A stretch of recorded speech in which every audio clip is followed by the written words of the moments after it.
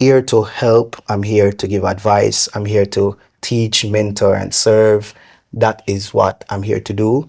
And any company, any venture, anything that I do is to achieve that. Some of the same people that I work with, some very sad things happened during that time. Some real true colors start showing up after that time. People took advantage of the fact that I no longer have the power. I went to the gas station and came back. And I was coming back up, I see him cross the road. Put on the wheel across the road. This is weird. And I'm up, and him just walk up and push a gun in front of my face. And I said, I just lost my life right there. You could have lost your life right there. No, that's not what I said.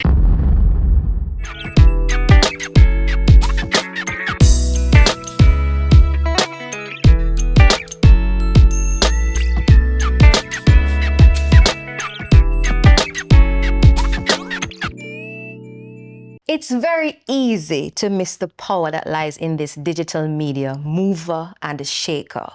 However, the clientele of his company, its Pixel Perfect, includes TVJ, Brescia, ATL, Burger King, Popeyes, and many, many others. He leads his team into creating content that consumers can become passionate about. And believe me, Conrad Mathison, son of Conrad Mathison Sr. and Sharon Mathison, is very, very passionate about what he does and how he does it. Yes.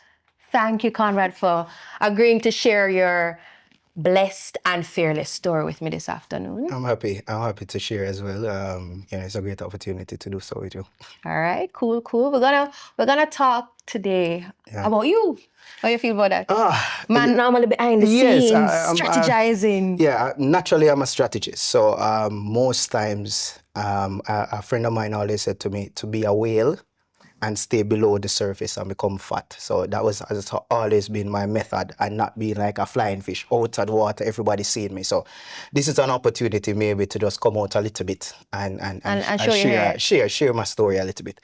When did your friend say that to you? What age? Maybe about 5 years ago. He said to me in business that, what I love the most is to, create marketing adventures and stuff like that. But he says to me, if you want to be one of the greats, sometimes you have to pull back a little bit and build up yourself to go out. And he said, my suggestion before you go too big is to pull back and become a whale.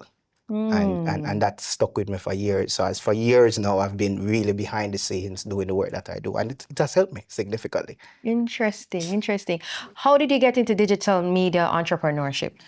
Because your background is what? Natural sciences? Yeah. Marketing for me has been a journey from I was about maybe 7. Really? Yeah. So marketing is not it's not a hobby. It's not a job. It's never been a job. It has always been a hobby that I enjoyed. So my uncle was the manager of Red Stripe, and he planned Sumfest every year. So I'm from Montego Bay. So from I was about 7, he would bring me with him to Sumfest as the manager. And he would say to me, I just need you to put up the bunting on stall number 10. And he would give me the bunting and I would wrap it, and he gave me a staple and he would say, staple it from there to there and he make sure it's straight. And it's 3 rows of red stripe on that stall. And he would pay me like $100 or $500. And then it was $500. I remember them every year. And he brought me from I was 7. Oh. And then he gave me and then he would tell me that I must learn how to drink rum. So he give me a bottle. Hold. So you're staple. Teach me that. That was the teaching in the day. But in the night, when everybody else was sitting drinking beer and stuff, he would give me a beer. And he will give me like a Heineken. Okay. And he said, hold the Heineken and you're drinking this all night. So it's 1 Heineken and you're going to learn how to drink this all night. That's how we bought about 12. He said, hold this Heineken and you're going to learn how to manage your liquor now. So this 1 Heineken is yours, manage it for the night. Your uncle is a strategist. I thought so. Well, at the time, didn't understand it. But I loved it. Attention, he was like this star guy on the space. So everybody consulted him, everybody asked him for advice. And I was just like behind him. I was this gopher guy, So I was doing the sciences. So no, he's proud of me as, his nephew, and he kept on giving me these opportunities. By the time I was about 15, 16, he said to Red Stripe that I should run one of the stalls, 214 Exchange, selling jerseys, all of those sweaters, Red Stripe stuff on there. And I did it, took Inventory. inventory at nights, check off, give out things, promotion. But I did that just for the summer. That was the game plan, was to become a doctor as my mother wanted, and my brother to be an engineer. That was the game plan. Fast forward, I went to University of the West Indies, and my friends started, I went on a hall, Preston Hall. Now, Preston is not known for any form of party, No. Preston is not the party hall. So I got there year one, and the parties that they put on sucked. So we were like, and I was like, It's Operation Bunting time. I was like, come on, guys, we need to do something different here. So another friend of mine, he used to put on parties. A friend of mine that I had, he used to play music. And we said, you know what, we're going to put on a water party, and we're just going to use a hose on Preston Hall, and we're going to do our own water party. And we're just using the fire hose. So we used the fire hose. We didn't get no water You truck. saw the opportunity of the hose and decided, say, who knows? No We're knows. going to- We just put it on a water party using a fire hose. And we put on the water party, no invited guests, just people on hall. So we said, we just need this. It worked. Everybody had fun. That was year one, October. The next year, I said, I got to do this again. So we planned it a little better, and I started to like it. So I said, okay, let's plan it. So we actually got a water truck this time, got a foam pit, got a water slide. And, through my uncle now, I started asking, hey, could we get like Idonia? Could you get me this liquid? Could you, leverage some connections? We leveraged some connections, we got some sponsors, and by the end of that night, we had 2,500 people. Wow. How did you market it though? Nothing. Girls on Preston Hall, we just said, hey, we're just going to put on this water party. And we tell them about all this experience that the girls are free for the night and da-da-da-da. It wasn't about making money. Not at all. It wasn't a money thing. You were trying to level up on the year before from the hose. Yes, from the hose and whatever. We just wanted to be successful. And then it worked. And then brand managers that were there, that came on as sponsored, was like, I like what you did here and the team here. So they kept on. So they would call me on to consult on some projects. So from fire hose to consultant. To consultant, right? Then the guild committee for planning events, Integration Thursday, I started planning that every week the following year. Nice. I'm a science student, so I have to go to the labs, finish lab, run home, go home, have a whiteboard in my room, and I'll be like, all right, this party next week is going to be this concept, and I need to do that. And I just kept on doing it. And it was just my fun thing to do on the side. Finished UE, got a lot of connections. My final year, my friends were so proud of my work. They said, you should put on a party outside of school. I was like, Jesus, I don't like make money because you're doing this for school and you're not making any money from it. Let's do it for school. So on a Thursday, Integration Thursday, there will be a party from 5 o'clock to 9 o'clock every Thursday at UE. That the school condones, provides support. What I did now, I said to my friends, that one of my friends, his father owned buses. I said to him, could you get your father to loan us the bus? And then we're going to, there was a venue called Village Blues Bar, which is Orchid Village now. Okay. And yes. There's a venue there. There's a venue. Acoustic events there. Yes. So a friend of mine, Steve Billings, used to run it, who owns Sun City. And I said, Steve, I need the space. And he's like, it's a Thursday, so nobody's using the space. Come and take it. So we called it College Payday. So we gave away money for kids. If you wear the best dress, you get $5,000. It was just give away money, so sponsors were willing to give away stuff. And I did it and failed every week. I made a lot of money out of it. That basically some of the money that we used to support IPP. That same summer, a friend of mine, Ryan Esson, we did a party that we had a couple of friends of mine, and we did a party that Christmas in Montego Bay. And they said they wanted something different for that party. And I remember going to, in Montego Bay, like you have these photographers, they take these pictures and then print it out after the party. Oh, yes, I remember back in the day. You print it out after the party. Yes. So we were like, all right. I need to find do them a Hope Garden. Yes, walk, I need to stop you and take it. So I said, he had a party, and I said, you know what, I maybe should get all the people that were in Montego Bay, in Sam Shop Square, that were photographers, that had those printers. And I called Ryan, I met Ryan in UAE, and I said, Ryan, could we, on those pictures, they would just print them. There was no borders, there's nothing. Could you, with your technology skills, get them to put a frame on it of the party name? Came up with a concept. The photographers agreed. We're not paying any money. They're coming. The only thing we're saying is that we're going to put on the frame on these pictures. So you take the pictures, we're using your printer, but it has to go through Ryan first to print. They said, all right, fine, we don't know that technology connect to computer part, so we connect everybody's personal thing. We did that, and we did it for a party, officially diagnosed. So this is about 2000 and when? Maybe this is about 2010. Okay, so this is long before everybody could have just filter and everything else. 2010. Right? And we did that. And when we did it, it was so cool that I think Darren from ATI came to that party. And when he saw it, he was like, this would look really nice at ATI the following summer. He called me months later and was like, we're going to launch this for ATI, which means for the 10,000 people that come to ATI, when they walk through hot shots, when they walk through these parties, they're going to see like a paparazzi concept, and everybody goes home with a picture with the branded thing, and it's a souvenir for them to carry home overseas all across the world. When he said that to you, what ran across your mind? No, I'm blown, I'm no a party promoter, I own I supposed to now own a company that provides. So I'm a party planner at school. And now Darren from ATI is now saying to me, Darren Virtue from ATI just said to me, I need you to provide a service to 8 ATI parties of about 1,000 pictures per party over 7 days. I have no team.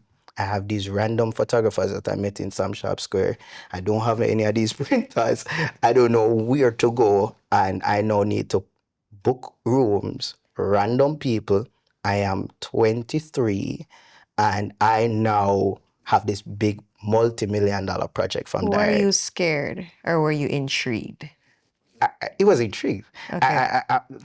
I've never in business, to this day, I think maybe the couple months is maybe the first time I was scared in business after maybe 10 years in business.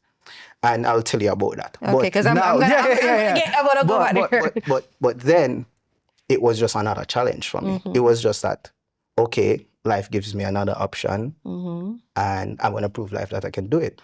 And that has always been my thing. Because I'm seeing a trend here. This Preston party lame, let's use a hose. Next year, it's a big thing. And then, oh, let's do something novel with some photographers. And then, no, it's the next thing. But there's something that's also continuing in your story, a friend. At the beginning, you mentioned a friend said to you, be a whale. And a friend said, why don't you? So friendship or partnership and leveraging is a part of your through life story. I would just say this, and another friend said to me once that the thing of all your years that I've known you, the thing you are known for is meaningful relationships. That's what I know you for. And it has now become the thing we want to be known for. It's Pixel Perfect IPP. We said to ourselves that when you think about grace, you think about family. When you think about brands, you know what they mean. When you think about any company that I'm associated with, the relationships matter, and you can see that through the work that we have done. Yes. Yeah. I can see that. Yeah. So just to just wrap that part up, what ended up happening is we went to ATI, we came in the paper, and it was a massive thing. And it was funny to me to be on the front page of the Gleaner. And the concept that we had, it was a different company, was cutting edge gone ATI was the headline. And it was a picture of me and my friend Ryan at the officially diagnosed party. So how you jump from party marketing to digital media? Right. How we get into Easy. the Easy. virtual space? That's the summer before my final year, 2010. Oh, so all of this is when you're at the university, still in university. And I would tell you, still in university, I don't know what's going on, but at the next part of my life, while this is all happening, Yui calls me and said, this guy is a quality leader. This is a thing. So they ended up sending me to meet Jeff Bush, which is the brother of the president at the time. He was the governor of Florida. So they sent me to stay with him and to meet him. And it was 10 of us. And we spent about 5 weeks in Florida, learning from Florida State University. Wow. And I'm learning that. Yui ended up sending me again, can't speak Spanish, sent me for 5 weeks in Costa Rica to go learn leadership from their point of view. So I'm just wondering what is going on with the science part. What did you learn about leadership from their point of view? Well, for me at the time now, was at those places, they were very keen on understanding the people that you lead. So when I went to Florida State University, they gave us a lot of personality tests. They brought us on a lot of challenges because they brought the Jamaica team and the Florida State team, and they would put us on a wire and say we should get across the wire in 15 minutes, and we should all hold hands, and it's a little thin wire, and we jump like every time. And I used to say, I'd never seen this in Jamaica where there is this is on the university campus. So what they're doing on the campus is they are developing, there's a significant program on Florida State campus that is made specifically for leadership development. It's like a whole empty land, forest, this pool. We have to catch 30 fish before the end of the Leadership day. mindset. Like mindset. So it's 20 of us, and they will say 5 of us, we need to go there and we need to go do this before the end of the day. And I'm like, why? But at the end, we all got together. Every challenge seemed like a team effort. And that helped me because leadership to me was management, which is tell people what to do. And there was no effort to pull people together and build culture and understand needs of other people and to understand. I remember the first thing they said, there was a gold team, there were people in the group that were blue, they were green, and they basically said, this person in this team will always want to be the leader. He's the goal. And then there's some people in the team that they're going to be green, and they're classified as, and they are next. They're never the leader and they're never the teammate. They're always the support. They are the connect between the leader and the rest of the team. At the time, my classification was blue, so I was a neck. I was never the main leader. And there's some people on the team, they were orange, they're frivolous, them just go with the flow. They don't want any main thing for them. And then they have some people know that they just want to be led. And they told us that. So on the teams, when we started to have challenges, when they made the blue person the leader for the challenge, we didn't have leadership all the time. Or if you gave the yellow person the person that didn't want to be a leader, realize that we finished the challenge and we lose. Because they never led anything. And they were just doing these things just to show us. So how has all of that approach, your founder, managing director of It Speaks a Perfect, neck, yellow, green, all the different things, how has that translated into how you lead? That changed my life forever. So in IPP, we don't believe in management. So all management roles are called coaches. So we believe more in coaches instead of management, So managers tell people what to do. And after a while, when you lose a manager, your department goes. because they did not empower. They don't know to They think for did not, themselves. and they did not share. So what we believe is in coaching, and I got that from that experience, which it says, if you think about the other person more as the leader, you're saying to them, in 2 years, you're going to be as good as me. And you're telling them that. It only means you need to be somebody else. Right? So you don't hoard this space. Exactly. You don't think I need to be the Exactly. marketing coach forever. Forever and ever. That Right. is stagnation. No, so you need to think you need a role for the next 5 years that you're thinking about from now, and you're preparing Sabrena for this spot so I can go there. Most people get comfortable after they get a particular level of what I call... Because most people don't want to grow. Yeah. So after what I've recognized even in IPP is when people meet their minimum Maslow law of basic need of I can eat, I can drink, I bought a house, my car is okay, and I have some level of belonging. So I'm in a relationship or I'm married, I'm done. So self-actualization no, we don't want that. So it forces, so people even in IPP has found it hard to work here. Really? Yeah, man. And from the outside, you would think it's cool. It's cool. Transformation, all it. Yeah. That's the place to be. No. So it's not for everybody. It's not for everybody. And maybe sometimes younger persons coming in think that's what they want, but they don't realize that it requires grit. Yeah, man. No, we are so fun that it's slightly crazy for people. Like we enjoy ourselves too much. Like even me. I understand that perception, and it looks like you're not doing any work. No. We're because you're having too much fun in the mindset. But the thought process for us was that happy people, share happiness, and sad people share sadness. So it's if you create an environment that people are happy most of the time, then they will share that happiness. But if you create an environment where it's always stocky, everybody needs to pretend who they are, then they will never be their normal self. And what I always say to my team is bring your true self to work. How do you recruit? Recruit. All right. So because of that mindset, that uniqueness in culture that we have created, we recognize that we needed a specific type of person. We have 2 strategies. One week I think we have mastered, which is what we call our youth strategy. Where we... So an old people strategy? Yes, which is on this, man. And that we're trying to master now, and it's taking a different kind of approach. I tell you why I asked it. I asked it in jest. I sometimes find when digital media personnel are talking, they only are talking to millennials and forget that non-millennials are in the space. Yes. So you have to have a balance in the narrative and the approach. Yeah, I agree. So which is where we are now. We have matured, and in the initial stages we had a strategy for youth, but now as we try to grow, we're regional.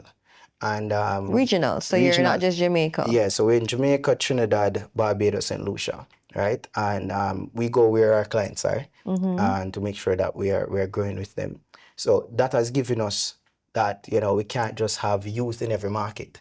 You're gonna need people on the ground who have had the experience, been in the space for some time, and can talk not just the marketing lingo, but also the business lingo. And what people are not understanding about digital marketing is that digital marketing solves a business problem, and it's not just a way to garner attention.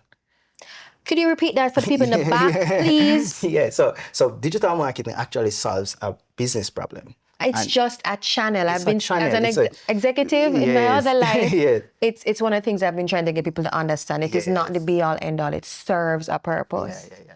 I want to go back to something you had said earlier when I asked you if it was an intriguing challenge or a scary challenge, and you said something else, only one thing or one time, and it's a few months ago. Right. I'm interested in finding out what that was, if you're open to sharing, and then how you got over that fear hump. Right. Ties perfectly in the conversation we're having. So for the last 10 years, I've been doing this, and, by the 10-year mark, I wanted to be a particular place, and I didn't get there in IPP as I had dreamt it, and I'm a strategist. So normally I achieve what I want to achieve in the time that I set it out. Normally. So when I didn't, it started to play on my mind. And we reached a place where I thought for 2 years we became our competitors. We had started to look the same. We didn't move at the pace, we weren't growing at the pace that we were growing before. And, we started to take on a kind of mindset that we were used to. And it was possibly because of this COVID thing and people haven't been engaged as much. So I started to say to myself, as a leader, as a digital leader, did I engage my team enough? Or did they just work for 2 years? Did I lead them digitally through these platforms? So your A was being challenged, your adaptability. Yeah, so I built a culture that worked for physical engagement. I built a culture for face-to-face. We are so fun together. But when we had to be fun online and connect, I don't think I had adapted my strategy in such a way. So we have like what we call a happiness survey. And we used to pride ourselves on getting that 9 out of 10 every year because we were clear on how to get it. We had mastered it by now. We know how to engage staff. So what changed? Other than COVID, what did you find had changed? I think my leadership didn't adjust to the times. And I was still trying to fit what worked for the last 8 years into COVID instead of doing it all over. And I think it was that fear of starting over that I held on to, and that was not me. Normally, as you could hear all my life, the next innovative way of doing work, I would have been on it. But it started to ask myself the question, maybe now it's not, did you see it? Did you see that you needed to change?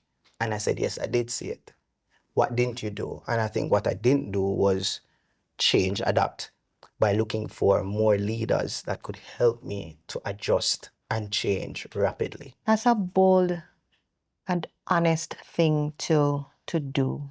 Yeah. To step back and say, I'm not it right now. Yeah, it wasn't. Yeah. So the leadership of the future of this company is going to require a new leader. I'm going to create a different type of leader. Right. And a leader in a different way and could see the company in a totally different way that could come and shake it up, and do it again for 10 more years. And I said to myself, maybe, doing it for 10 years, maybe it's time for me to pull back, scale myself back. A different leadership role for you. A totally new role for me, and so innovation within yourself. Yeah, so now I have to disrupt myself to go again. So it's like I felt like the last 2 years was like an eagle who got hurt and had to go into a cave and had to shed their wings to build new wings to come again. So right now I feel.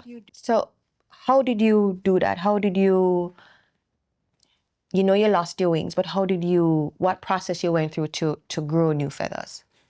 Well, first I started to ask myself a lot of questions, because when you in your life you have become a serial winner over time and you start seeing yourself lose a bit, you start asking yourself what's the cause of it. And I didn't start with me, and that was my biggest mistake. I started with everything else. So it was the leadership, or it was the COVID, or it was that I didn't start with me. So it took me 2 years to realize I was a problem.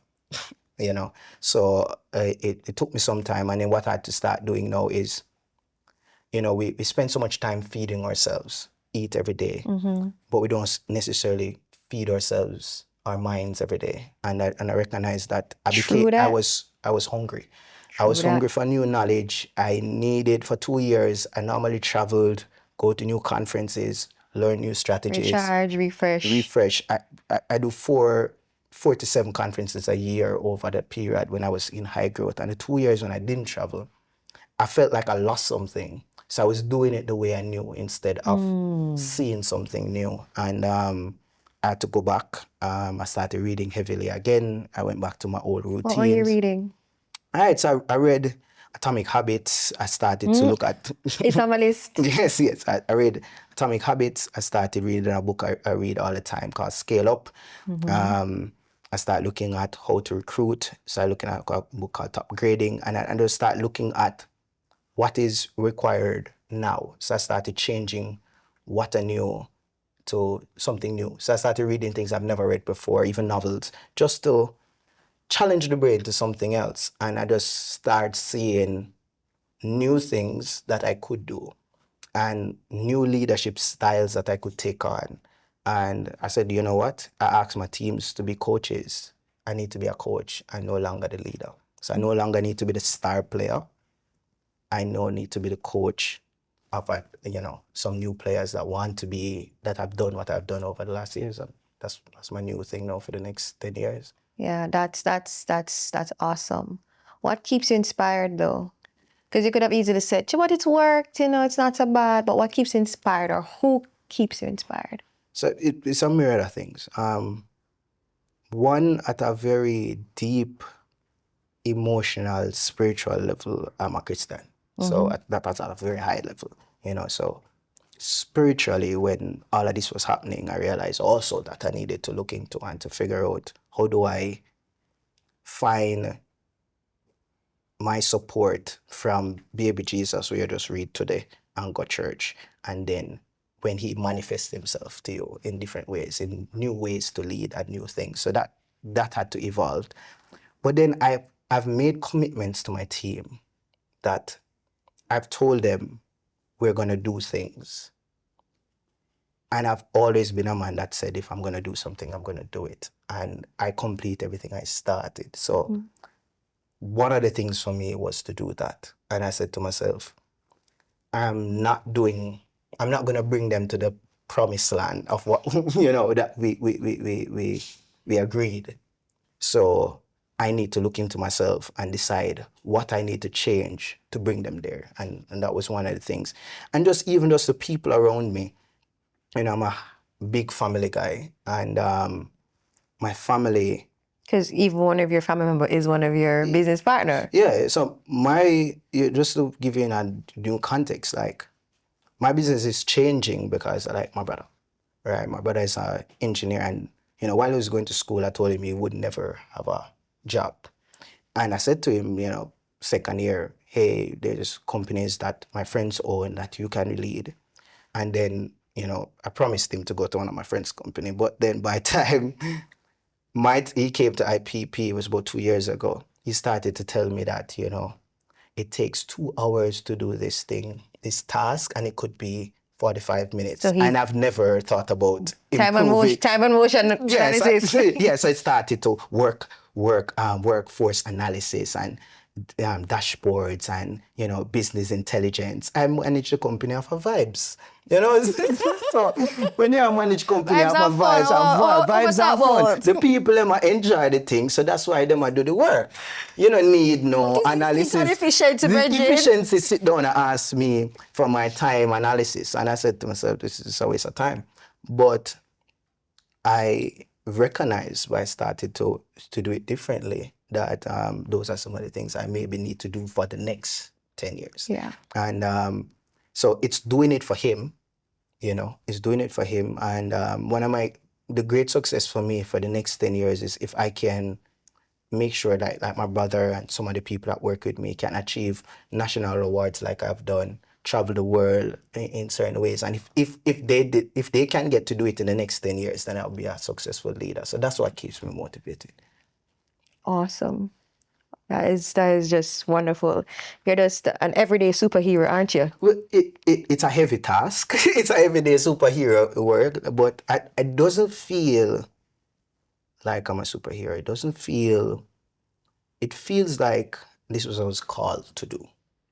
And you've answered the call. Yeah, I feel like when I recognize that entrepreneurship is a vehicle for me, it's not a job, and it's not a venture to make money. It is a vehicle to bring out what I was called to do in this world. And what you think you're called to do? My first name means able counsel, and my last name means gift of God, Mathison. And said to myself when I found out, maybe through fun or some game that I found it out, I said to myself, that is exactly what I'm here to do. Able counsel. Able counsel. So I'm here to help. I'm here to give advice. I'm here to teach, mentor, and serve. That is what I'm here to do. And any company, any venture, anything that I do is to achieve that. So building a company is just to help me to achieve those goals. So that's what I think I'm here on this earth to do. All right. And the gift of God. How Yeah, does that manifest? Yeah, so from your perspective? It's to be a blessing to people, you know. I think too many people, like even in my company, people find it weird that I am friends with my team. But I've recognized that the help that I'm able to give in my company is to be not that kind of boss friend, but somebody who give the support that some of these people have never been given. Be that kind of family member that they don't have.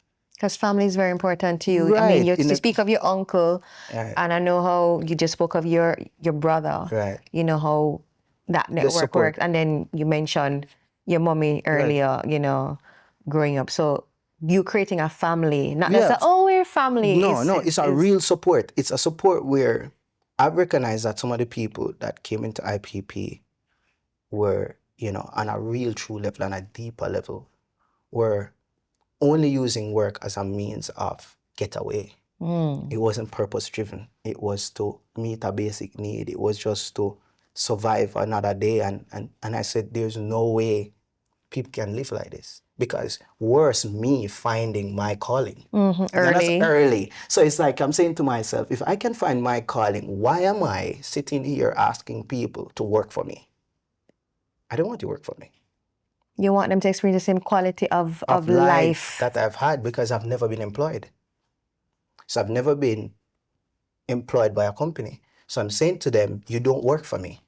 You work with me. You work with me. You're a teammate. You're a teammate.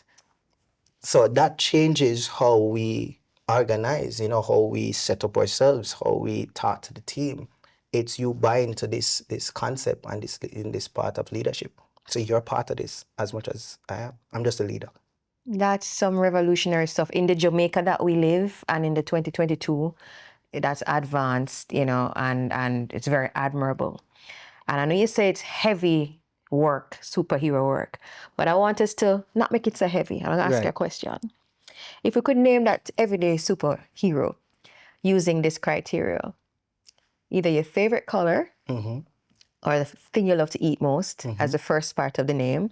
And the second half of the name is either the name of your first pet, if you had one, or your first toy. What would that be? So let's start with the first half. Favorite color or favorite thing to eat? So what's my favorite color? All right, so in the color sense, blue. Blue. All right, so the first part of your name is blue. The second half is? And either pet, first pet or first toy. First pet or first toy. The name. This is funny. So I think my first pet was a dog. Oh, what a dog. So the dog name was my brother's dog, but I supported him. His name was Bully. You know? Blue Bully. So that's my name now. So all right, yes. Blue Bully. Yes. So if we were making a movie for Blue Bully, what would the theme music? That way the movie, you know, is marketed with. Some Batman what is music. Your theme music? What is Conrad's theme music that would be for this movie? It would be maybe some form of high tempo, authentic dancehall music. Like which song? Like Leader by Massacre and I would have never picked a Massacre by that so Massacre and what's his name? Yeah, but that's a song that I know. Okay. Yeah, so it's just... So the slow-mo is to Massacre Leader. All right. So the blessing of a flow like a river. Blessing of a flow like... All right, cool. Yeah. Okay. So that's something that, you know, represents me. Like, I'm an authentic Jamaican. You know, I live, breathe a Jamaican lifestyle. I don't try to be American. I love multi-diverse. So I love jazz. I listen to classical music to work. I listen to, R&B. But for some things, when, like my award ceremonies sound like when the Prime Minister of awards, no, what do you call it, rally, which is using all the Jamaican songs and everything to catch attention and to hold a vibe. I'm just really Is politics in the future for you? Yeah, They don't answer.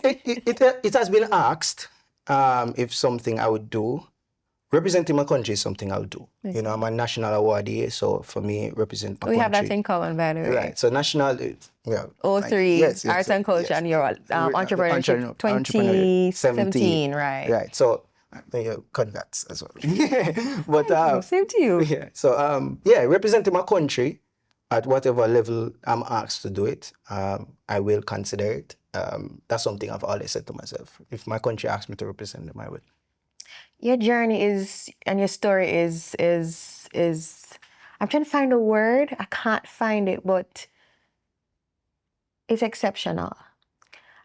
From that 7-year-old boy with the stapler and the bunting to 12-year-old boy with the Heineken, this is how you sip. But if you could go back in time to that 12-year-old boy, what would you say to that Conrad, having gotten to here? Oh, one of the things that I, at 12, this behavior, I was doing it then, but I was uncomfortable then because there were times in the 12 to 16 version that I was unclear of who I am. So at about 14, second form, I became the vice president of a key club at Conward College. Now, at second form in a sixth form school, a VP of a sixth form school club is crazy. Right. That's just crazy. That's just madness. Yeah. The way they call it. Cocky clothes boy can't par with... Can't be exec. Can't be exec with white clothes, white. And I did that at that time, and that was the first time I saw leadership. Because when I beat the deputy head boy for the post, is when somebody saw something in me and told me to apply for the post. And I remember going up with a piece of paper. Everybody else went up and had a speech. And I wrote a piece of paper. And I said to them, I had the paper for years. And I said, it says, I'm here not to tell you how to be a VP. I'm just talking about my experience in my first year of being in the club. And we said we were going to paint Flankers Basic School, and all the leadership did not show up on time. And I was there with my father from 7 a.m. as everybody. And if I become VP, if we say we're going to do something, we're going to do it. Oh, wow. And I kept on going through the things that we didn't do in grades. When I came in grade 7, that the club said they were going to do, that they didn't do. And I said to them, if I become VP, the only thing I know I can achieve, I maybe won't be the most strategic, I won't know all the rules, but what I'll do is that if we say we're going to do something, we're going to do it. And you've lived that truth till now. And I won. And so you'd say to him what then? I would say to him to believe in himself and to be a blessing to people, and to build strong relationships. And I think in that time, because I was unsure of myself, I didn't. I was very unclear. I was the president, but I was so nervous. I didn't believe I could. I had the post, but I felt like God said, go there, see it, what I'm going to give you then. So this leadership that I'm doing now, I wasn't a leader then, but I had the post. But now you have the power. So now I can do it right. So then I had the post, but I wasn't the leader. I had a leadership post. Now you're empowered. Now it's like God said, that I gave you there was just to show you what you're going to do now. And that's why I take such great pride in leading now than I did then. This has been inspiring for me. I have no idea. I'm sitting over here like, I wish I had more time. When can I sit to part 2? I'm gonna part two because you're just layers. You're like onion, or you're like a good whopper with all the. Like a good offer. I see that there. But on a serious note, you there's so much depth to the different parts of your story that it needs. I would like to hear more. Yeah. Young people need to hear more, and I'm glad I heard what you shared. It's with a heavy heart that I shared some of these things, but I'll share one story that a lot of people may, in my circles, in my staff, have shared, is that when I finished the university, and I think, again, those different times. So the high school, I did it, and then I went to college and I did it again. And there was a moment in college that, I did some work, and they asked me to be the president of the Circle K, which is the advanced version of Key Club in college. I went up for president and lost. Oh, this is my first loss. So no, me I say, How about lose? so me not so good again. you know. So you're wondering how you lose? Yeah. So this part is just what I would call the down. After university, I went through a couple events that I would say affected me, and I went down. So one of them, we got robbed as a company. So we had some equipment, and we did that after Contender. Did some work there. We just started out social media. It was in my first couple of years, and we had a lot of equipment. And we left the equipment in the vehicle, and we came back, and there was no equipment. And I know that feeling. It's a devastating feeling. Especially when you just buy the equipment. Yeah, man. So we lost laptops, everything. And, at the time, it was, some was mine, some was my teammates, and we lost things. And, thinking about that time again, it was really, really tough for me. Even getting into this conversation about it really puts me in a very sad place, because, like, I remember how bad it was, and that moment specifically, I can remember, like, I lost everything, and it started off with specifically, regaining my confidence after college, going to university. But then, what was the impact of you losing the equipment when you were robbed? What happened to did anything happen in terms of the business? I started losing contracts, and started losing. Why did you start losing Because contracts?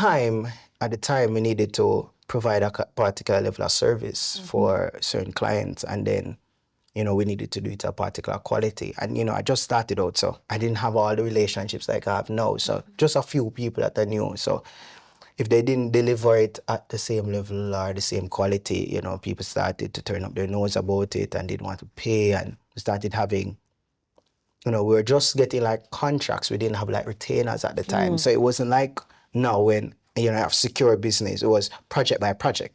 So you don't deliver on this project, you don't get the next project, Got it. So it was tough. And then after that, some of the same people that I work with, some very sad things happened during that time. Some real true colors start showing up after that time. People took advantage of the fact that I no longer have the power.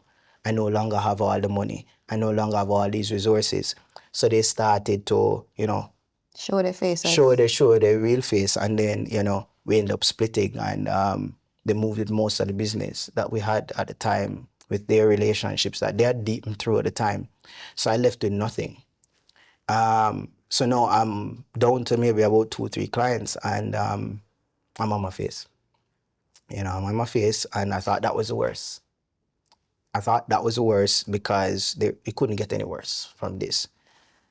Speed on the following summer, I was going to ATM now. My brother is in high school, and I say, just like how I was exposed, I'm going to make sure You're going to go with your uncle do for you. I'm going to do what my uncle do for me. I'm going to carry my brother to ATI. The March earlier that year, I brought him to Carnival. He was in second form.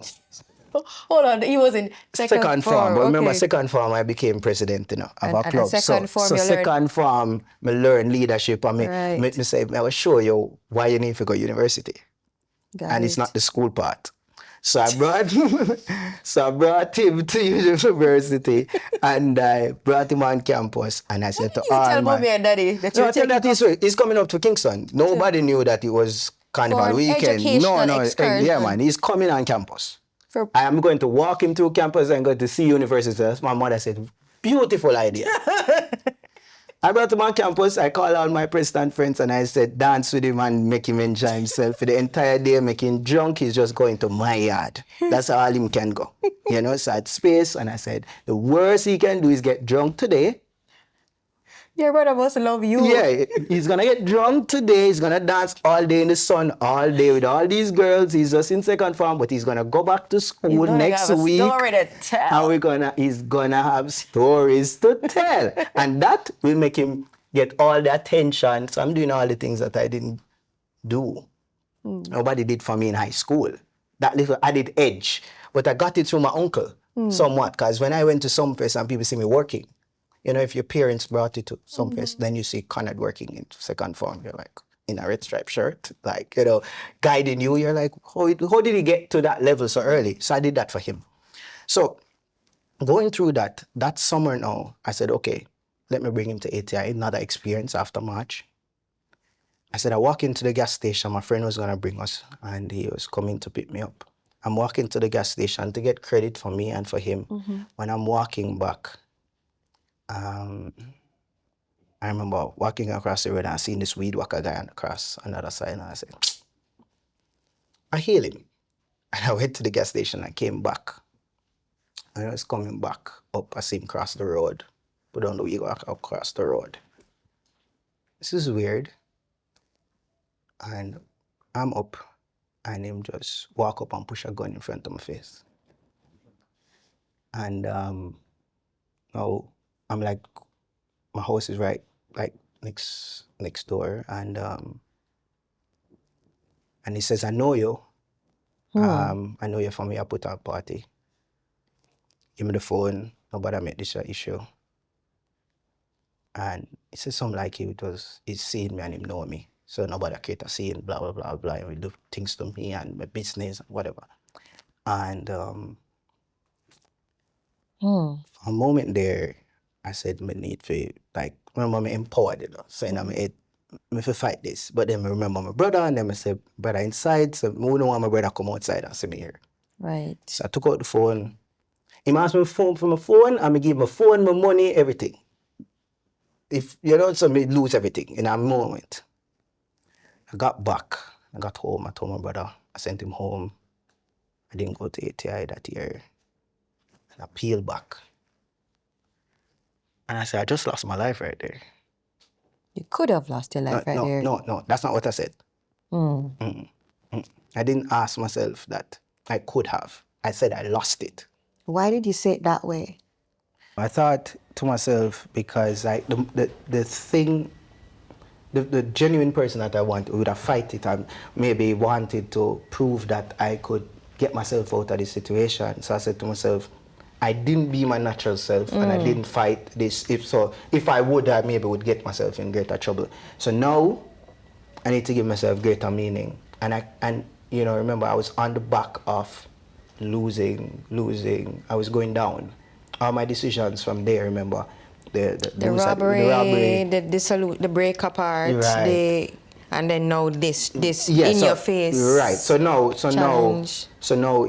there's and it should have been about when around. This is maybe 2015, 16. Wow. 2015, 16. Wow. So, from there is when I went back, and a couple more events happened. Not major, but and I remember moving from that place. I left everything there. I didn't bring anything with me. I left that house with like a garbage bag of stuff. I think I took like 3 shirts. I moved somewhere else. Because when I was moving, I didn't want anybody to know that I was moving. And I left everything there. And that's why I felt like I had started over. Okay, no, I understand. I started over. So I started over with 3 shirts, a jeans, and just say, hey, I'm going to do this all over again. And that's when I said I needed to be the Conrad, what does it mean, able counsel, gift of God came in and said, okay, I'm going to be something in this country. And that was when I said, I'm going to go out and do things, not just for money or for fame. And that... More meaningful. More meaningful. And that ended up driving into me becoming in the Prime Minister Youth Award, giving back. I did a lot of that for the next couple of years, which maybe changed the whole trajectory of my life. And this is where I'm at now from that.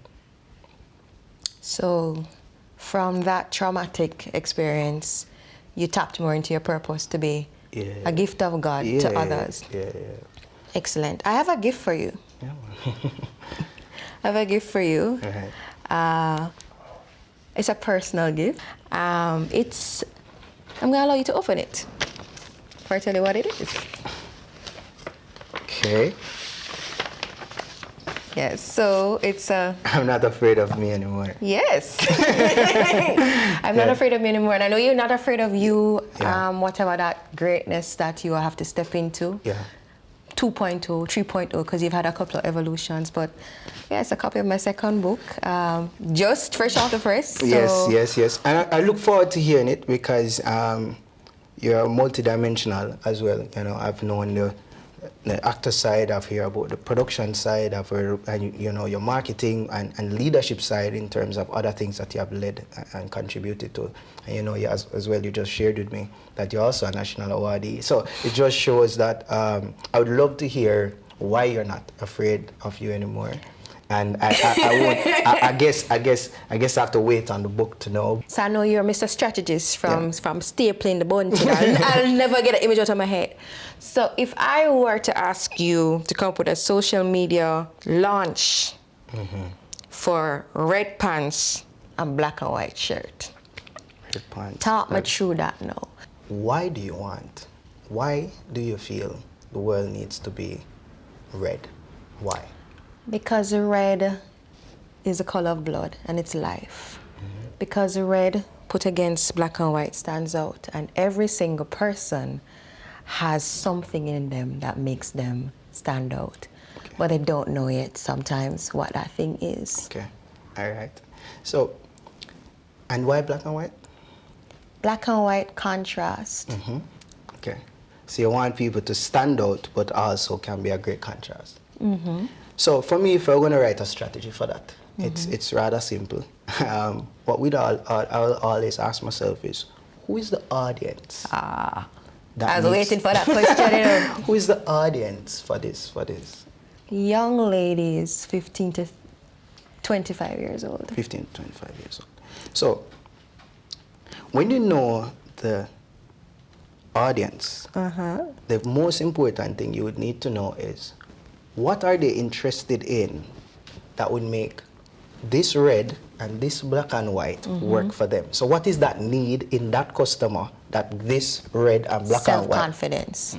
So we're moving the conversation along. Right. So we're building the strategy. So first the strategy was, we know who, 15 to 30, and then we know what we're going for. We're going for self-confidence. Right. Right. So by knowing who, the interest, now we can come up with a strategy.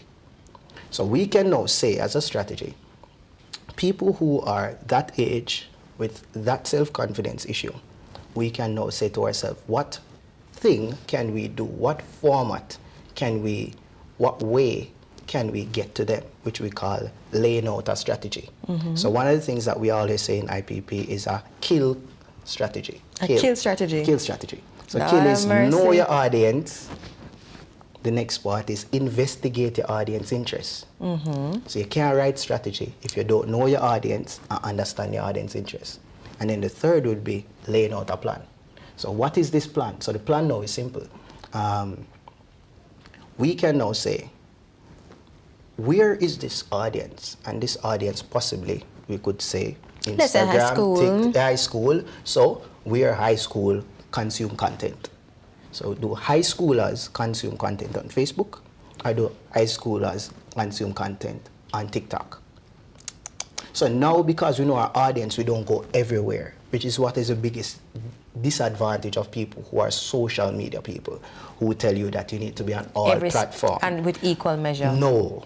So if your audience is 15 to 30, or 15 is our main, right? It's The like high school. 15 to 19, 15 to 19. the core, and then 15, secondary, right. So 20 15 to upwards. 19, that means their interest is self-confidence, and they're spending most of their time on TikTok. So what we need to do is find TikTok-like motivational sessions about red and black and white that will empower these people who have low self-confidence. And that's how you gain what we call community. Because when you're building on digital community, it's just basically finding people of common interests to fill this thing. So what you do now, if you're doing I'm not afraid of me, is your strategy will be to find the people who are afraid of themselves on social. Find that community. And if that's only one platform, Twitter, you stay there and you keep finding ways, one chapter per month, using one chapter to feed into that need. So chapter 1 is know yourself. Then if chapter 1 is know yourself, then for 1 month, all we're doing... So like you should have on Irving all in and know thyself, but go on. I'm a good avid reader, so this gives me another perspective from somebody else. So thanks for this gift. I really appreciate it. Most welcome, and thank you for the gift of the conversation. Yeah.